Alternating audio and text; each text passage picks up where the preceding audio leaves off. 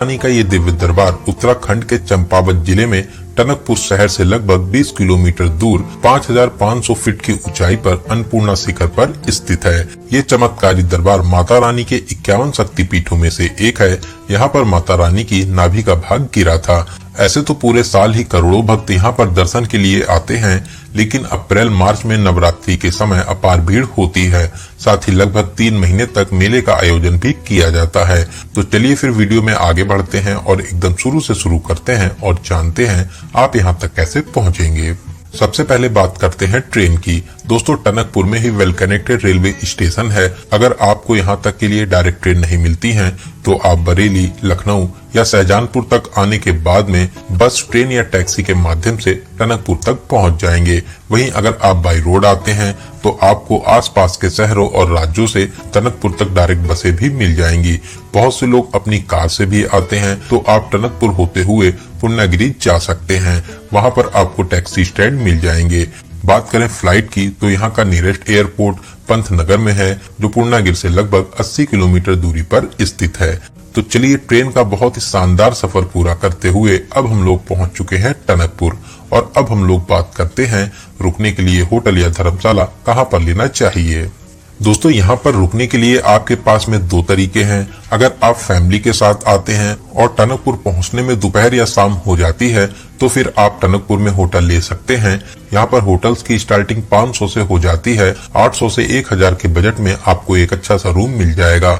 वहीं अगर आप टनकपुर पहुँचने के बाद में सीधे पूर्णागिरि जाना चाहते हैं तो रेलवे स्टेशन के बाहर से या फिर रेलवे स्टेशन के थोड़ा सा आगे बढ़ने पर क्रॉसिंग है, यहीं पर टैक्सी स्टैंड और बस स्टैंड है। यहीं से आपको पूर्णागिरि के लिए टैक्सी मिल जाएंगी।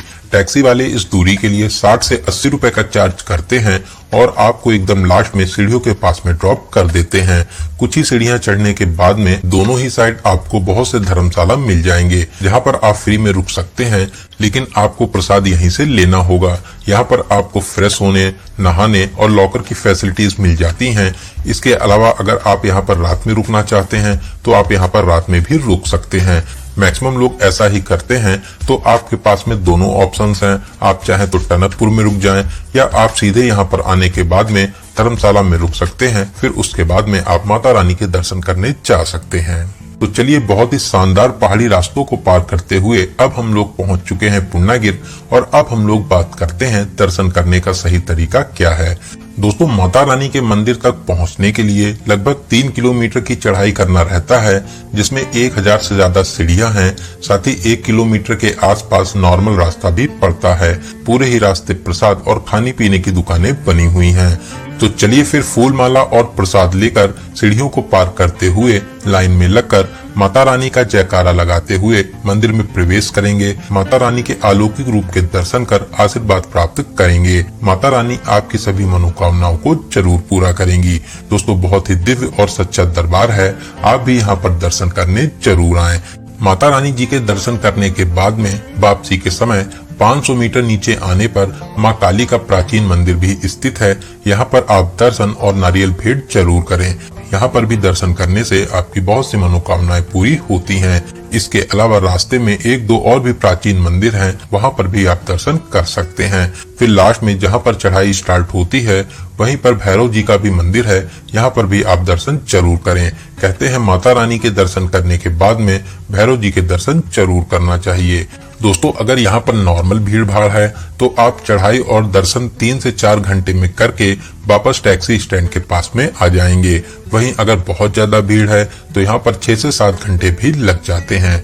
तो चलिए, माता रानी के दर्शन करने के बाद में अब हम लोग वापस टनकपुर आ जाएंगे और अब हम लोग चलेंगे बाबा सिद्धनाथ मंदिर में दर्शन करने, जो शारदा नदी और बैराज को पार कर नेपाल साइड में स्थित है, जो टनकपुर टैक्सी स्टैंड से लगभग 6 से 7 किलोमीटर दूरी पर स्थित है।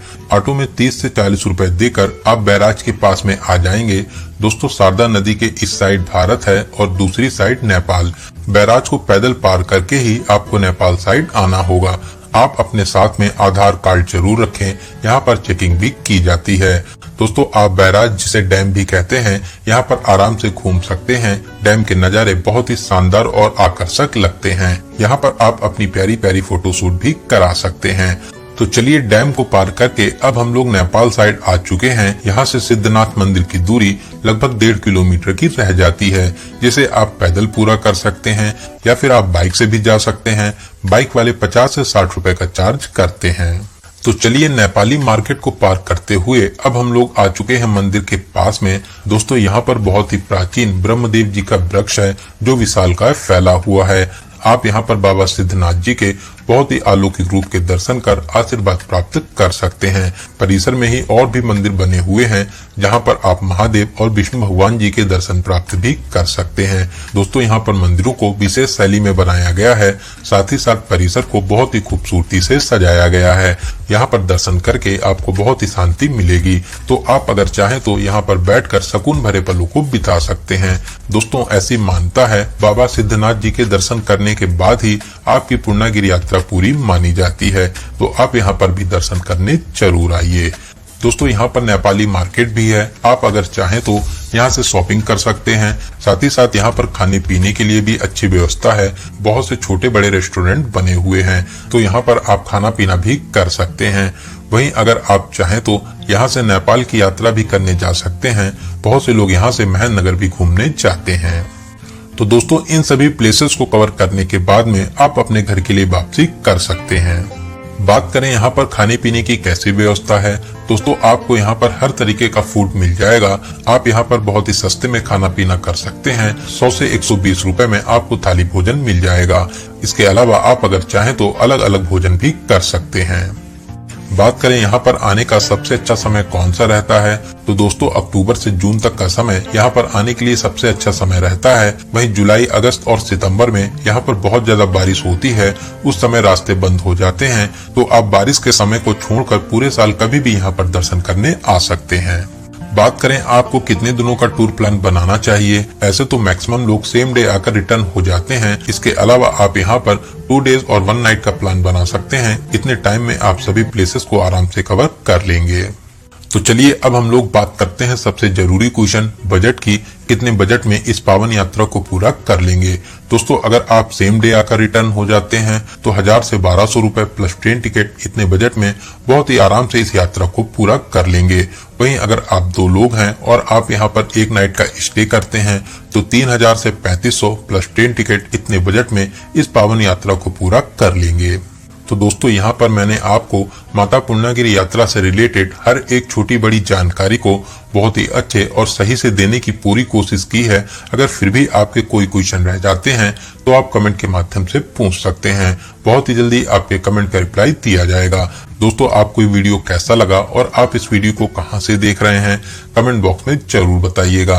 अगर आपको वीडियो की जानकारी अच्छी लगी हो तो अपने एक लाइक से हमें मोटिवेट जरूर करें, साथ ही साथ अपने सभी फ्रेंड्स और रिलेटिव में जरूर से जरूर शेयर करें।